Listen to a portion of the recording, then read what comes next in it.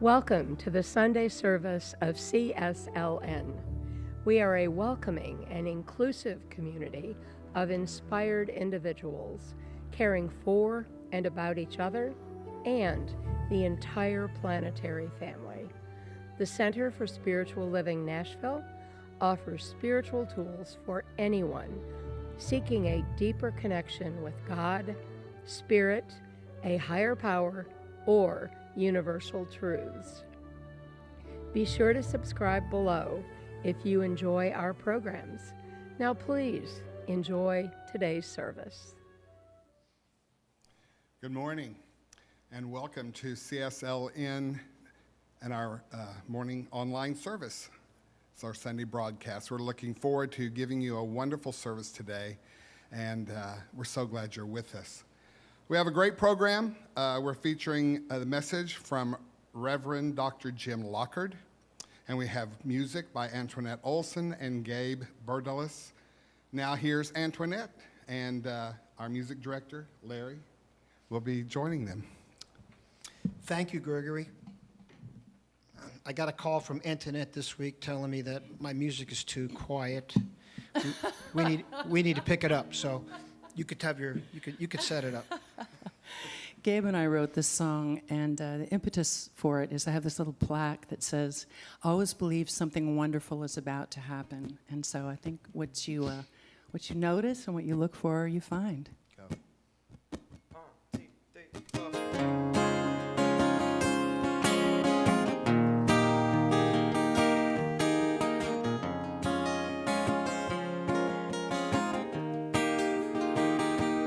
Every corner, downtown streets, flowers growing between concrete. You might just miss it, rushing by. If you slow down and take your time, good thing gonna happen to you. Oh, good thing gonna happen to you. Like a cloud with the sun shining through. Good thing gonna happen to you if you want it to. Oh, just when you think you're out of luck, losing hope, and you're giving up. Just remember what it's all about. What you put in, you get back out. Good thing gonna happen to you. Oh, good thing gonna happen to you. Like a cloud with the sun breaking through. Good thing gonna happen to you if you want it to. Oh, oh, oh, might not happen right away. Oh, but a little bit of faith goes a long, long way. Might not happen right away. Oh, but a little bit of faith goes a long, long way. Good thing gonna happen to you. Well, good thing gonna happen to you. Instead of a storm coming out of the blue. Good thing gonna happen to you. Good thing gonna happen to you. Oh, good thing gonna happen to you. Like a cloud with the sun breaking through. Good thing gonna happen to you if you want it to. Oh, oh, oh. Every corner, downtown streets, flowers growing between concrete.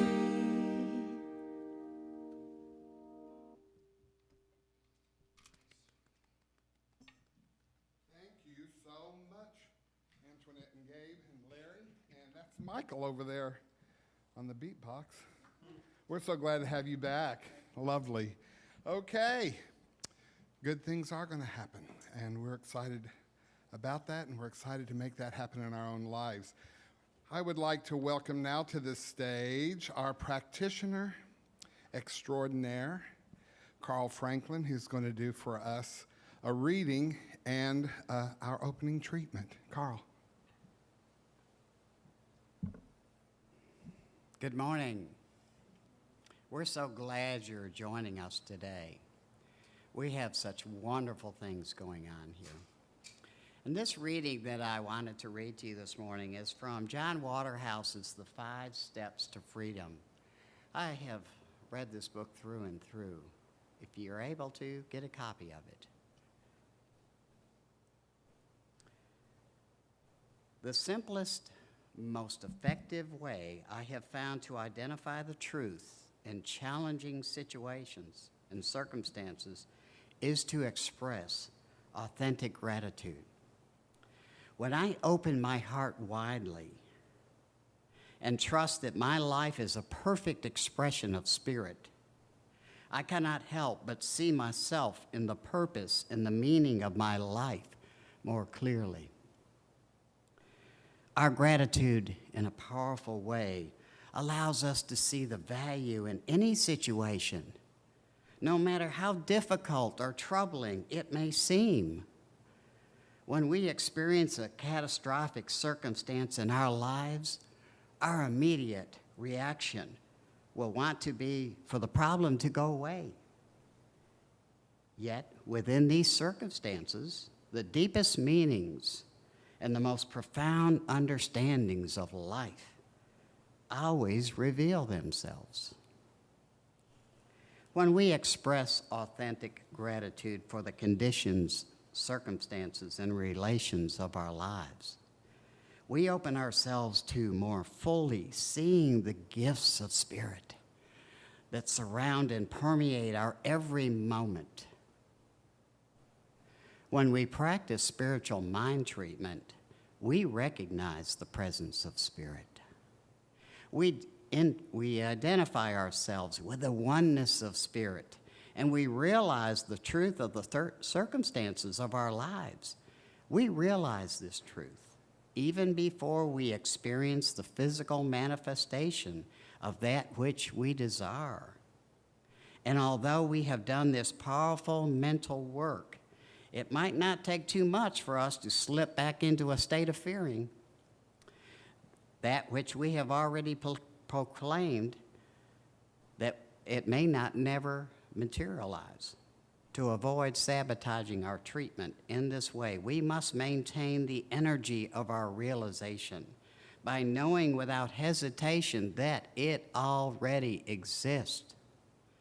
The most effective way of doing this is to give thanks for it. Stating your gratitude in a spiritual mind treatment seals your realization. It's the icing on the cake. What you have declared to be is so because you have received it and given thanks for it. Your claim on that which you affirm is solid and unquestioned because you have wrapped it in a blanket of authentic gratitude.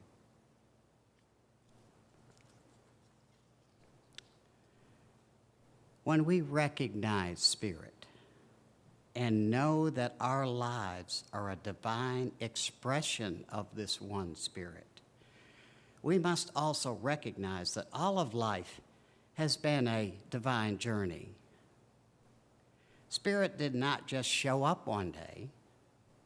Everything that we have thought, said, and done throughout our lives is an expression of spirit. So, by acknowledging gratitude of the journey, this has brought us to here. We are knowing the absolute presence of spirit in all that we are and in all that we have experienced in the here and the now. Our gratitude is now complete, and so it is.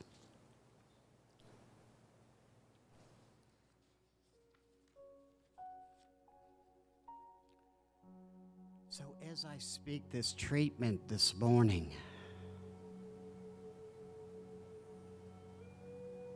I would like for you to make it personal for yourself. As a beloved creation of this infinite intelligence that I call God, I now direct my thoughts for the better. Knowing that I am one with this divine presence, I release anything that no longer serves me. I choose to freely love all people, and I lovingly forgive and forget any seeming injustice, hurt, or disagreeable experience in my yesterday. And I let it become my wisdom of the newness of now. My self-respect knows how much I give to the things that I love in this world. My self-esteem lets me admire and respect what I know I am, a manifestation of God in this world. As I speak this truth this day, and everything in it, my life is enriched and prospered by my willingness to love and to serve. With great gratitude, I know this is so. And together we say, and so it is.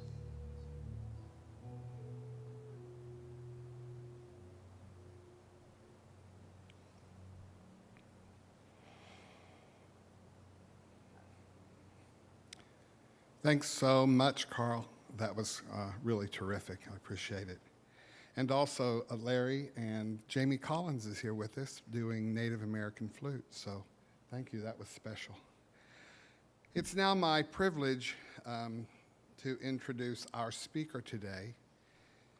His name is Reverend Dr. Jim Lockard.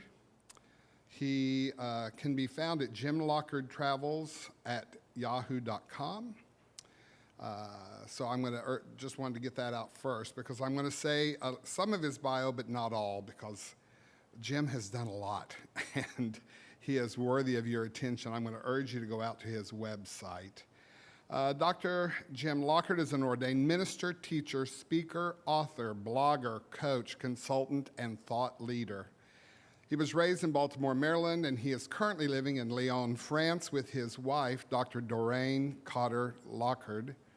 They are frequent presenters at international conferences in the spiritual, business, and academic fields. Jim teaches a 9-month course in metaphysical psychology to a small group of students each year. For 20 years, Jim has served as spiritual leader in the Centers for Spiritual Living in California, Florida, and Maryland. He is the author and co-author of several books. Again, I'm going to ask you to look at his website to get those. He has a blog, The New Thought Evolutionary, and it's very popular in New Thought circles and beyond. He is also a regular blogger for AGNT, the Association of Global New Thought. In 2003 to 2012, he served on the board of directors of the International Centers for Spiritual Living, and he's been on the advisory board of the Association of Global New Thought since 2005.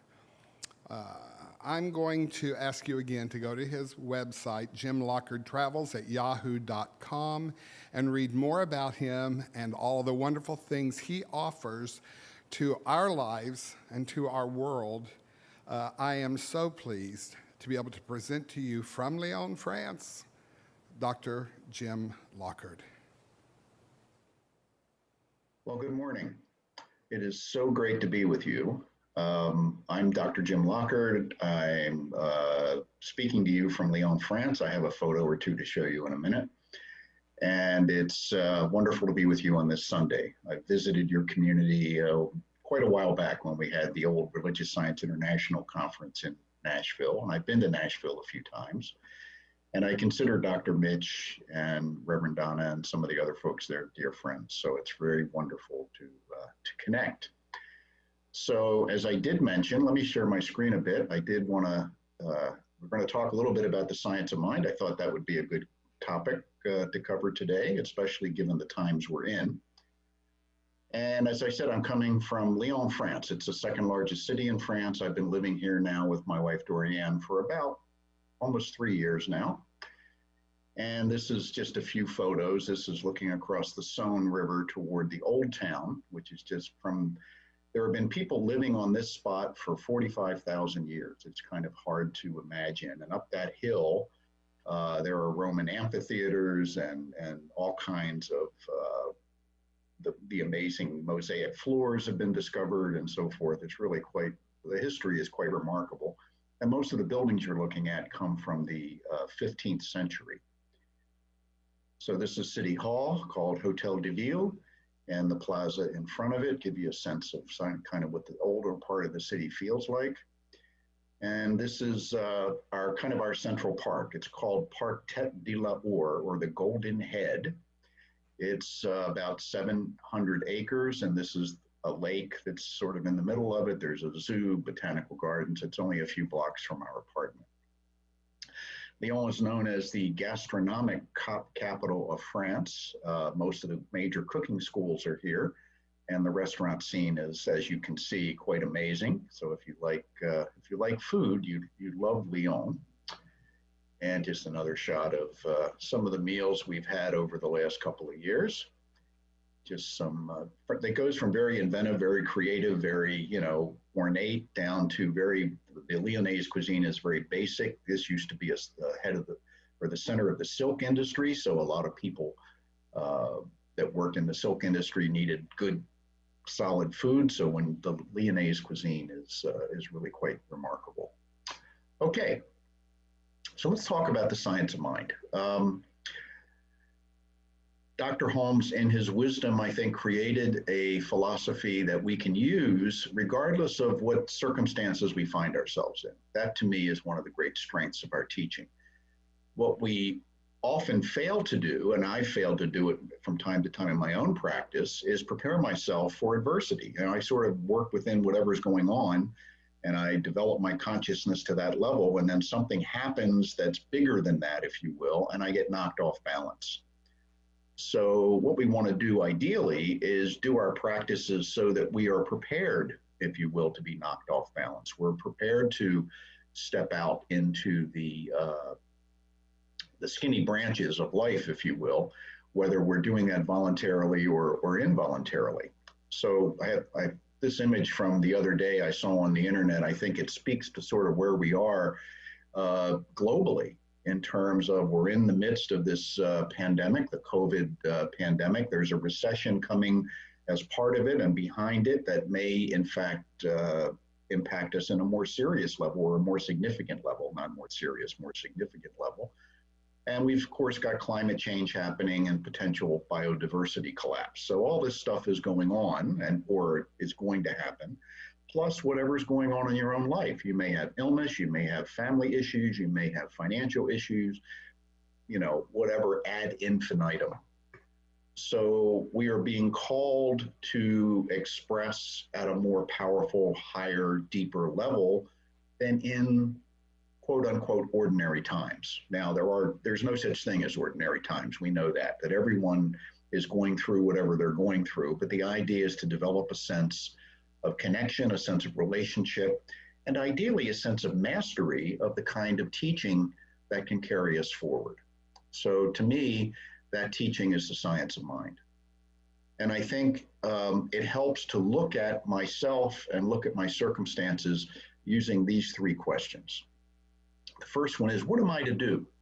What am I to do about what's going on in the world? What am I to do about the fact that I can't really come and visit my children in the United States? What am I to do about the fact I have friends that are ill, that I have friends that have passed away? What am I to do about the difficulties with the political situation and all the other things? What am I to do about that? And that question is built on another question: what am I to know?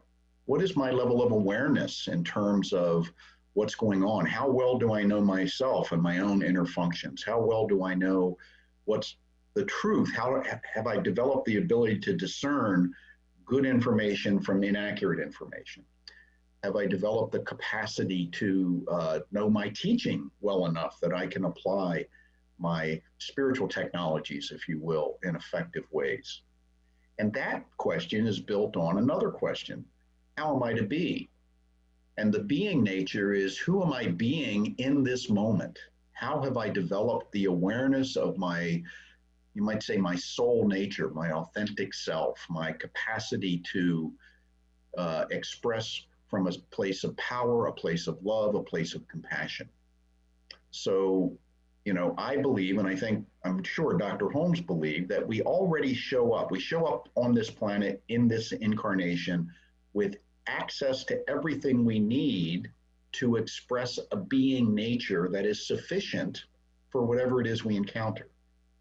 But that being nature has to emerge. It has to be encouraged. It has to be developed. And often our conditioning, which is negative and fear-based for most of us, inhibits the capacity or inhibits our ability to allow that greater self to emerge, which the greater self would be more than adequate to the challenges of life. But when it's inhibited, we find in some cases we are less than adequate to the challenges of life. And I think we're seeing that planet-wide. We're seeing huge issues that are arising of great complexity that we are having difficulty dealing with from not only an awareness level, but an emotional level. And the emotional level is of how we express is more connected to this third question: how am I to be? So let's take a look at these three things. And there are three keys that tie into these questions. The first one is awareness. We have to have, what awareness do we need? Well, I need to understand the teaching. I need to understand how mind works. I need to understand how to do spiritual mind treatment, how to meditate, how to study the teaching. And I normally, for this kind of awareness, we need to have some kind of a teacher. The minister is usually the one playing that role, and other people, practitioners. I need practitioners to help me to focus my consciousness when I'm unable to do it myself, and so forth. So I need awareness of the teaching. I also need awareness of what's going on in the world around me. Am I adequately informed? Am I accurately informed? And that's up to me to determine. The next element is one of the two main focuses of our teaching, this working with the law. This is the working with the law of mind. In other words, I create a consciousness through my thoughts and feelings that creates a belief system that becomes the filtering system, if you will, for how I respond to the world around me, how I respond to the world within me. So working with the law is learning to build a consciousness of prosperity, or a consciousness of good health, or a consciousness of compassion, and being able to react from that place. You can tell you've mastered something when it's part of your reactive mechanism, when it's something that automatically expresses from you. You know, sometimes as we're learning, as we're new to the teaching, we remember to do treatment after we've tried 5 other things when we have an issue in our life. But what if that going to treatment, going to that proper kind of thinking was a reactive mechanism that we did automatically? Can you see how that would make a difference in our lives? And the third key is courting the beloved. Courting the beloved is the mystical side of the teaching. It's connecting to spirit. It's that heart-centered space of recognizing we are all one. It's the beautiful aspect of knowing, despite appearances many times, that all is well, that we are part of something that is amazing, something that is infinite, something that is all-powerful, all-loving. So this working with the law and courting with the beloved sort of ideally work as sort of being braided together like a double helix of the teaching. And as we learn to use the law to manifest things and to be healthy and all that stuff, we're also working on our connection to the authentic self, the authentic soul, and the universal, that what we call spirit, or the creative intelligence of the universe, or the created love of the universe. Whatever term we give it is inadequate, but it's the infinite presence. So our awareness helps us to know what we have to do to develop our working with the law and our courting the beloved. And then we use our spiritual practices every day to develop along these two lines of intertwined spirituality. So looking at awareness, we say, what does it involve? Well, it involves self-examination. Am I willing to really look at myself? Am I willing to look at the stuff that I maybe have repressed, my shadow self? Am I willing to look at where I don't do so well and where I could do better and what I would like to do and what my fears are? So radical self-examination, I think, is an essential element of spiritual development. Then there's emotional maturity. Emotional maturity is, do I have dominion over my emotions? Am I able, they say when you're able to have dominion over your emotions, they call that character. Doesn't mean you don't have emotions. It means that you're able to direct your emotions. You're able to pay attention to them and know when they're going in a direction you don't want them to go into and make a course correction, you see. So emotional maturity is having those capacities to direct our emotional self in a positive way, which doesn't mean we don't feel negative emotions. It means we don't let them dominate, okay? And then empathy. Empathy is the result of emotional maturity, or a result of it. Empathy is the capacity to feel connected to other people. See, a step down that ladder would be sympathy. Sympathy's nice when someone's hurt or injured or having a rough time, but sympathy also has a certain amount of separation in it. I'm sorry that happened to you, and inside I'm thinking, I'm glad it's not happening to me. Empathy is we are one. Empathy is we have that connection, and compassion is only possible from a consciousness of empathy. In working with the law, we have some things to look at. We want to direct our thinking. We want to take dominion over that conscious mind so that because otherwise we'll just run away. Our mind will just run away with it from a reactive standpoint. So I want to, when something occurs in front of me, I have a reaction, then the directed thinking comes in. How am I responding to that reaction? Is that reaction what I want? Or do I want to do my work to change that reaction so that my reaction the next time this happens is more appropriate or more loving or more wise? Spiritual practices, of course, are essential. We're conditioning our mind. We're teaching ourselves how to think, how to feel, how to manifest, and we're getting very clear about what it is we want to draw into our lives and what it is we want to allow to express out of ourselves.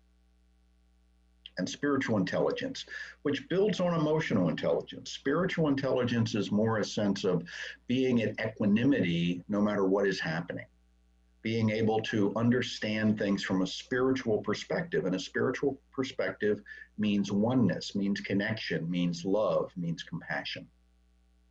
So those are three important keys to working with the law. According to the beloved, this mystical side, beginning with the development and the awareness, we have a divine connection. We're never going to have a better divine connection than we have now. You're never going to be more spiritual than you are now. But the awareness of this connection, the development of it, so that I am more living it rather than it's living through me, which it will do automatically. I want to live with it. I want to embrace it and understand it. It becomes a base for how I am being in the world. Spiritual poise is a result of this. Am I centered? Am I grounded? Am I able to deal with adversity in a way that lets me have the best of myself available? Because sometimes when we fly off the handle, we get all upset. We lose our capacity to be effective. We lose our capacity to be loving. We move into that separation. Fear is a state of separation. Love is a state of connectedness. So spiritual poise means that I'm aware of my divine connection, and it allows me to stay in that connectedness more frequently than maybe I have in the past. And then developing a mystical perspective. A mystical perspective means that we recognize that there's more to life than meets the eye. There's more to life than our senses can detect. It's not that we go off in, so-called woo-woo land and we lose our connectedness. We have to remain grounded. We want to understand science. We want to understand how things work in the world we find ourselves in, but also recognize that there are layers of reality that are beyond our sensory capacity. So it's sort of a balancing of recognizing these experiences. And meditation is the primary practice to develop our courting the beloved sense, sitting still, being quiet, letting things arise from within us, and developing these capacities, okay? Dr. Holmes in The Science of Mind said, one cannot be a good student of the science of mind who is filled with fear and confusion. He, pardon the he, but that's the way that, and he or she must keep themselves in a state of equilibrium, in a state of poise, peace, and confidence, in a state of spiritual understanding. By spiritual understanding, it is not meant anything strange or unnatural, but merely that the belief in goodness must be greater than any apparent manifestation of its opposite, apparent manifestation. In other words, we see through conditions to a greater truth.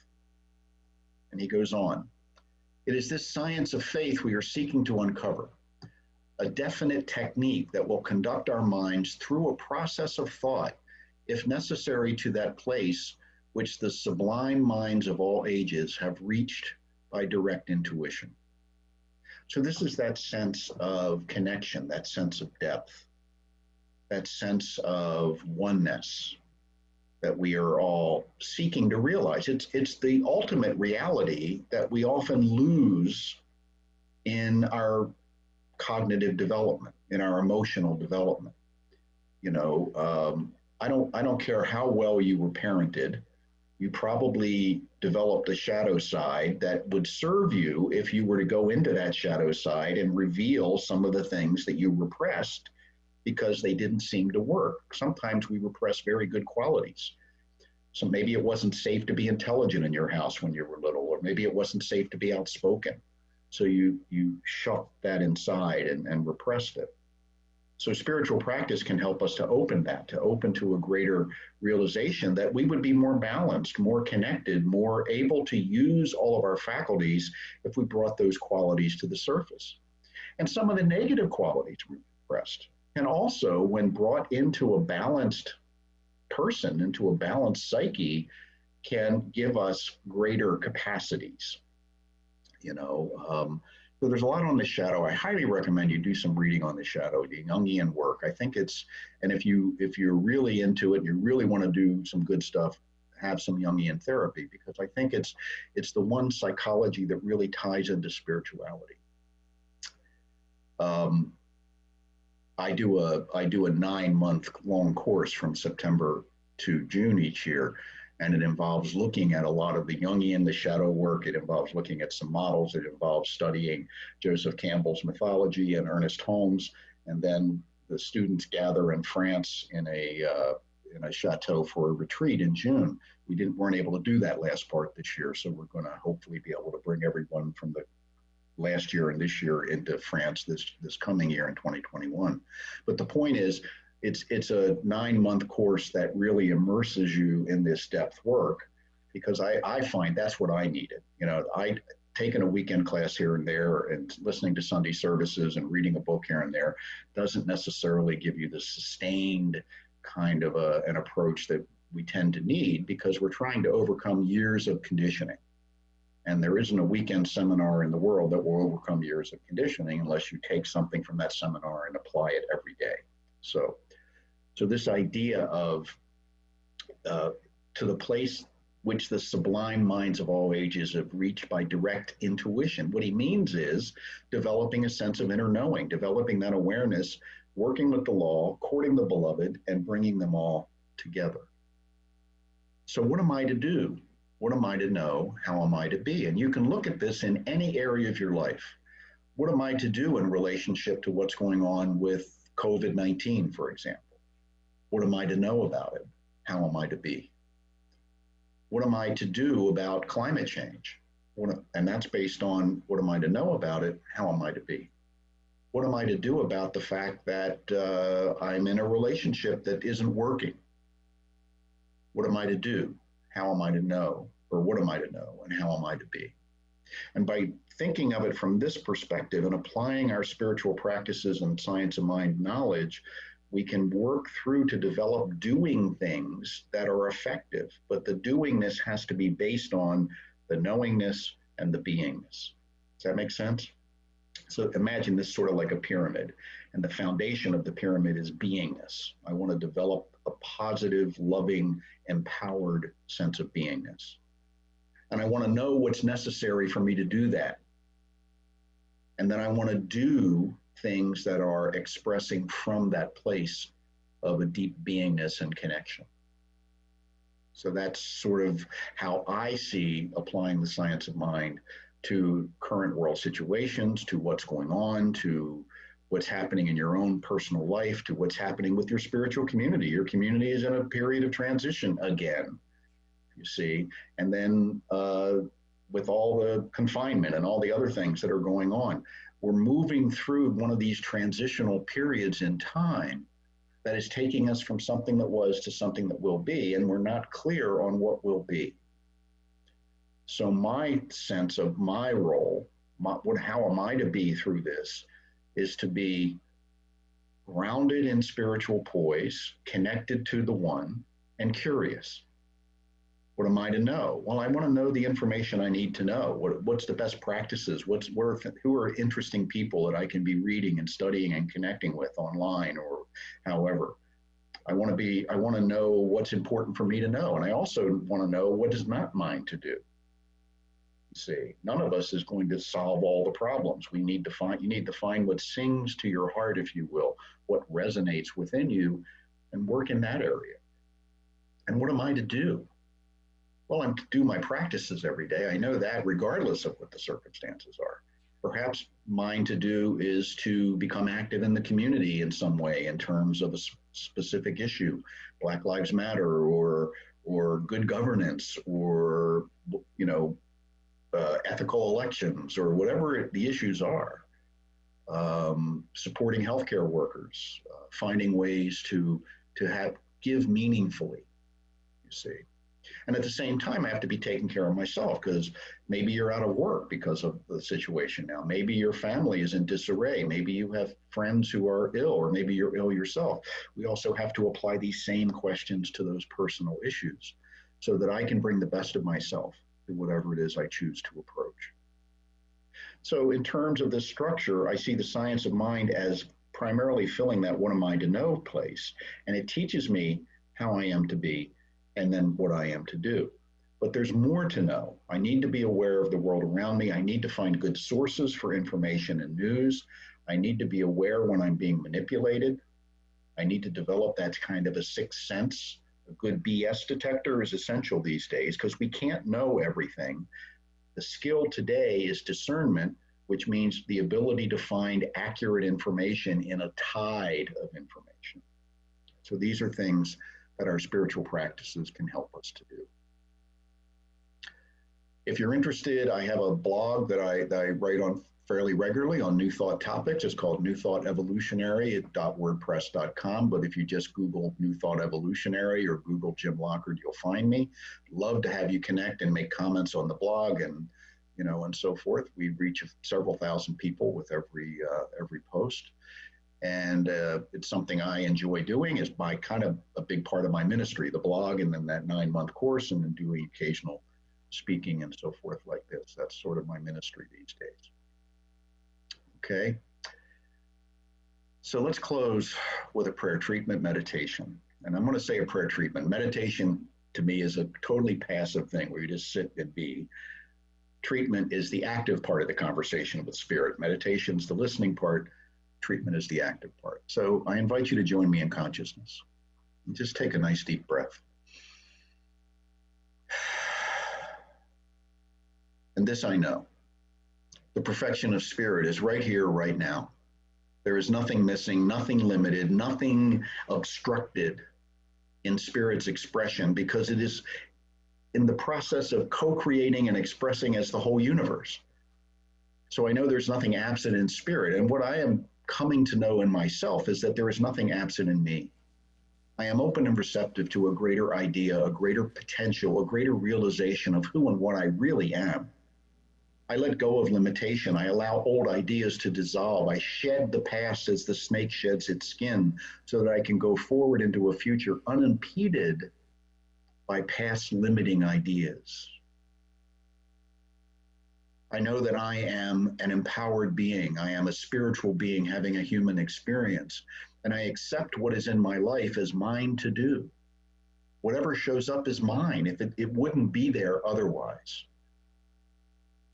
So I gather my strength, I do my work, I accept my truth, and I step out into the world empowered, open, curious, and willing to fail, willing to be made a fool of for looking so different than I might want to look. I give up defending my ego needs and I step into the breach of what needs to be done, bringing the best of myself at any moment and being willing to adjust as I go along. I am free, I am open, I am flexible, but I am firm in principle. I know the truth and I allow it to express. So I'm knowing the highest and best for this spiritual community, the Center for Spiritual Living Nashville. I'm knowing the highest and best for all of our New Thought family in the world. May we be the bearers of a greater truth to those who are willing to hear. May we do our job in that respect better than ever before, regardless of whether we're in the same building or watching through a computer or our telephone. It doesn't matter. It's all one. There's only one thing happening, and that's the unfolding, expressing, evolving nature of spirit. So I say yes to this. And I give thanks for this realization. I give thanks for this great teaching in my life. I give thanks for this great spiritual community. I give thanks for all of it. And with great joy and great love, I say yes to this good and release this word into that creative field that we call mind, knowing it is done unto us as we believe, and so it is. So once again, thank you so much. If you want to connect, you can connect through the blog. I'm on Facebook. I'm on Twitter at Jim Lockard. I'd love to hear from you. I'd love to connect. I'd love to, whatever I can provide. And I know that you all are doing an amazing job at an amazing place. And we're all in this together. So namaste. Thank you. Richest blessings. Thank you so much, Jim. We so appreciate it. I want to take just a moment to talk about our guest speakers. I'm the one working to sort of solidify who our speakers are going to be on a regular basis.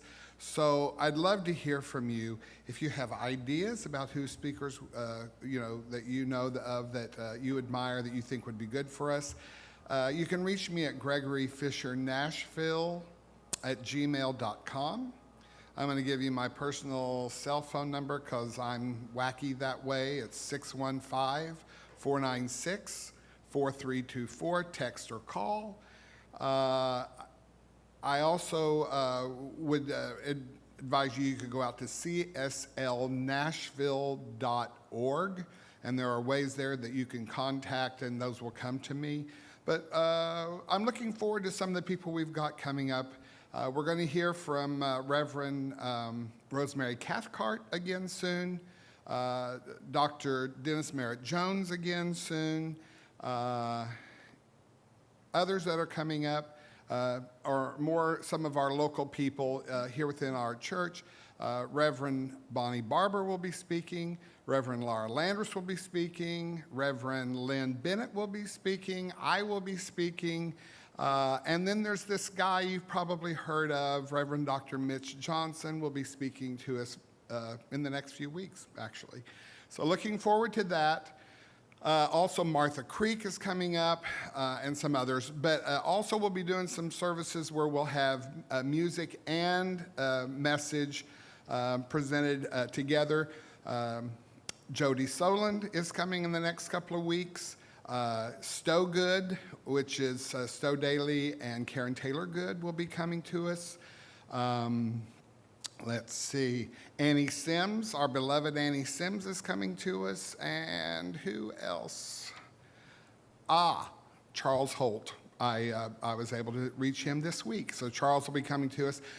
I've pretty much got things lined up between now and November, but I'm open to suggestions, and we can certainly kind of move some people around because some of the people are flexible. So that was just important for me to get out there. These folks are coming to us. I think it's a marvelous opportunity that we have to really just enjoy people from all around the world. I mean, Lyon, France this morning. So please be a part of helping us to find those speakers and get them on our schedule. Now I am delighted to be able to present again Antoinette and Gabe, along with Larry and Michael. Thank you, Gregory. I'd like to thank Michael Petrick for showing up again today. Mike's good to see you. We haven't seen you in a while. Hope to see you more. And I want to just put out a thanks to Reverend Lynn for putting this whole thing together. Thank you. And for Ray Dryden for helping us out with the sound. It's been a godsend. Thank you all. And let's do some music. All right, I co-wrote this with C.J. Jones, and it speaks to, oh, we have to get rid of this, Carl's talk on gratitude. But it's a sing-along, and I know y'all are at home, so I invite you in your homes to sing along.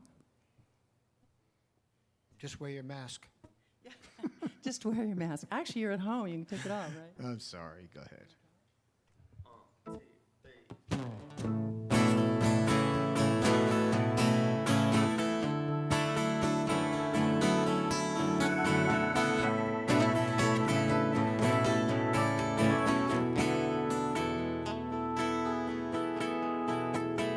October, Indian summer, the taste of ice cream, the color red, a warm bed, loving arms around me, birds singing in the morning light, the first day of spring, the best things in life are free. So be free, like a cloud in the wind, like a smile from a friend or a mountain breeze. Be free with your compliments and the time you spend and the good you see. We have every single thing that we need, and the best things in life are free.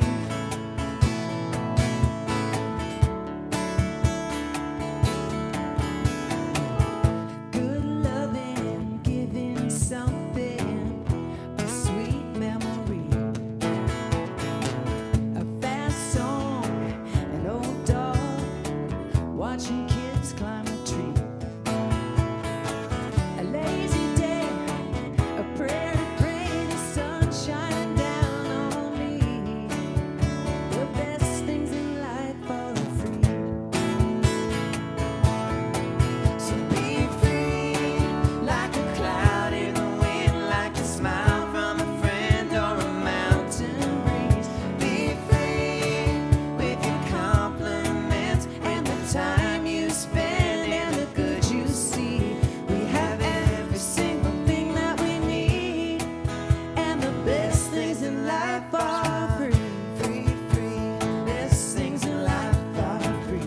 Free, free, best things in life are free. Free, free, the best things in life are free. Free, free, the best things in life are free.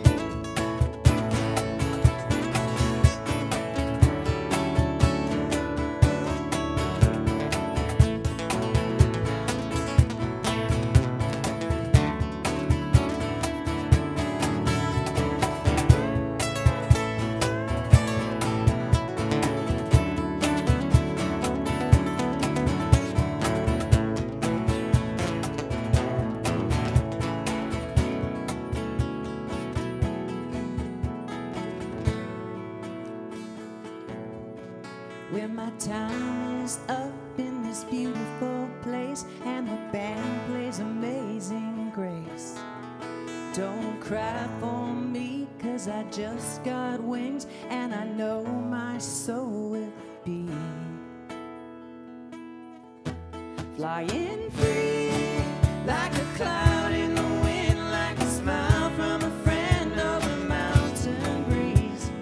Free, like a love you can feel, a path you can see leading home again.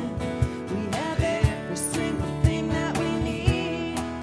We have every single thing that we need, and the best things in life are free, free, free.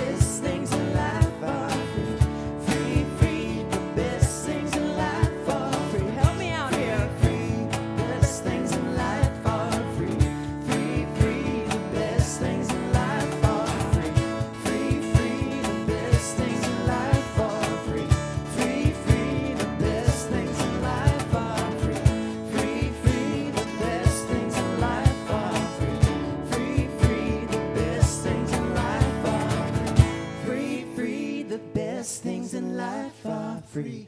Free, free, the best things in life are free.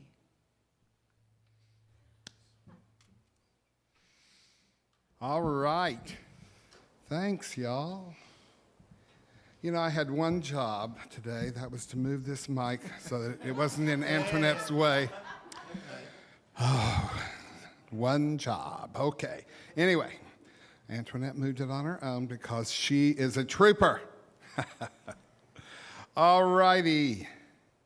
Hey, you know, just because we're not meeting here and we're not passing a plate doesn't mean we don't have financial expenses ongoing. Oh, yes, they are.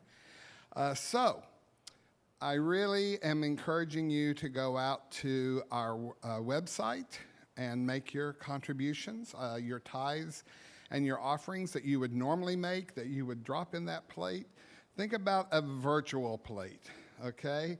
So right now, if you would take in your mind, and maybe even in your hand, your gift, and say with me this prayer: divine love as me blesses and multiplies all that I have, all that I give, and all that I receive.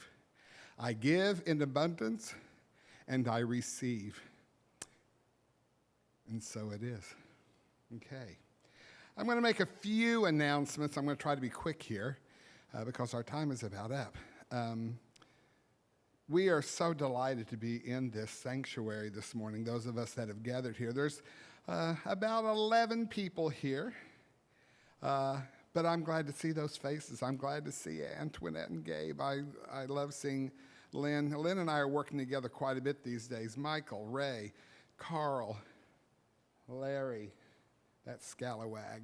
And we have 3 people that showed up today, and we let them in because, well, we're welcoming that way. So hi, y'all. Yeah, they have their masks on even as we speak. 3 in a row. I know, 3 in a row.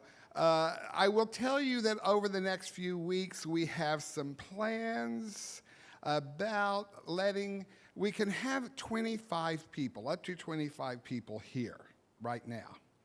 So we're looking at some ways that we might be able to see. Let's say right now there are 11 people here. That means 14 more people could be here. We would have to do that on a reservation basis, frankly. You'd have to contact us and say, I'm going to be there Sunday. To do that, then we would have to say the first people that announce that they want to come, first come, first served. Anyone else, we would have to say, we'll try to put you on for next time, if that's okay, if that's what you would, you'd still want to be coming. But it's just what we're going to call a soft opening. And there is a committee working right now to look at other ways that we can make sure that we're being safe, that we're being legal, but also that we are being proactive in moving forward, knowing that at some point soon, let's say sooner than later, let's get that thought in mind, that we're going to be moving beyond this separation. Keep that in mind. If you'd like to be a part of that committee, again, reach out through CSLNashville.org and let us know. Your board of trustees, not directors, trustees are very actively holding things together. We need your help. It's too much for 6 people to do. I just got to tell you, we are kind of a little bit ragged. I don't even want to tell you how many hours a day I put into being a part of that body and the work that we're doing to keep things together. If you have suggestions, if you have ways that you would like to be a part, let us know. CSLNashville.org, contact us, or I gave you my phone number earlier. Give us a call. Let's get involved. The Board of Trustees met last Monday night. We meet the 3rd Monday of every month. We sent out a notice through our membership list that we were meeting with a link to how you could be a part of that. We had several people join us. We always want our meetings to be open. It's a part of our new inclusivity initiative. It's very important that you be a part of what we're doing here, and we want to make sure that every voice is heard. Wednesday nights, Reverend Lynn leads a group on Zoom. If you want to be a part of that, he would welcome you. He interviews one of the practitioners, and there's a little bit of a message, and then there's some sharing. So that link is also in the news blast that goes out twice a week. So look there for that and be a part if you would like. What else? The third email to an extensive email list going out to ask people about their membership, asking people to verify that they want to continue to be members, or for some people, it would probably be becoming a member for the first time, knowing that whenever we're able to be together again, we're going to have the membership class, which is a requirement to be a member, but we're going to go ahead and let people become members now, knowing that that class will be in the future. Let me just say this is the third and final email that'll be coming out for people to do that, to do the sign up. Click, click, click. Very easy. I also want to remind you that at the bottom, there's a list of ways that you might be involved, things that you would like to do. You don't have to check that. I'm afraid that maybe some people have wanted to check to be a member, but thought, well, I'm not doing any of those things, therefore they haven't filled it out. You don't have to. Just let us know, yes, I intend to continue, or yes, I intend to become a member of CSL Nashville.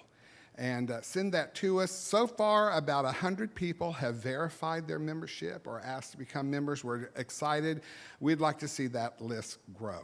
It's very important. All of this is in preparation for our annual meeting, which will be coming up soon if we can figure out how to do that. There's also a group looking at that. How we can make that annual meeting happen. More on that later. Lynn or somebody. Anything else I'm leaving out? He's shaking his head. It's time to go. People, we love you so much. We are so delighted that you are a part of our community. We love that you are joining us on Sundays. Some people come and look at this during the week. They're not necessarily here now. Make comments below in the comment section. Let us know how we're doing. Let us know what you would like to see. Let us know what you would like this community to look like during this time and going forward. It's very important. Every voice heard, very important. Having said all of that, I'm going to lead us out with a treatment. Thank you, Larry. Take a deep breath with me, knowing that you're breathing in life. The essence,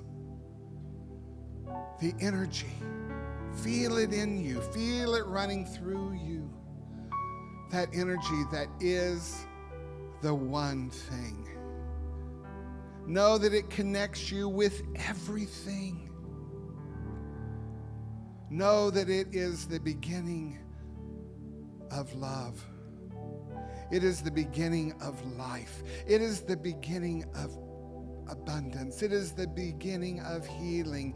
It is all. It is in all. It is through all. It is you. It is me. We are it. Oh, but not all of it. There's more. More that comes to us. More that can be used by us to create this life that we want, that we desire, that we create. And today I know this truth. We have all that we need to be all that we want. In this moment, right now, choose well. Choose well. Choose well. We are the creators. Anything that looks different than this, any thought in my mind that says something different is a misunderstanding, innocent misunderstanding. And I let it go. And I forgive myself for anything that ever taught me that that might be true. Anyone that ever taught me that that might be true. And I remember again, and I perpetuate it in my life, the momentum of my life, that I create. I am. And all is well. All is well. All is well. I am so grateful. I am so thankful. And in love, I appreciate this knowing, this living, this being. I release this treatment to the law of cause and effect, to the law of circulation, to the law of abundance. I know that it is so. At the very depth of me, I know that it is so. I let it be so. And so it is. I want to encourage you to have a fabulous week, and thank you for being here. See you next Sunday. This program is a service of the Center for Spiritual Living Nashville. May your life be filled with joy and prosperity in every way. Learn more about our programs or contact one of our practitioners at our website, CSLNNashville.org. You may also want to follow us on Facebook at CSLNASH. You can make a big difference with your financial gift at loveCSLN.com. Please share the link to this program with a friend and join us again next Sunday.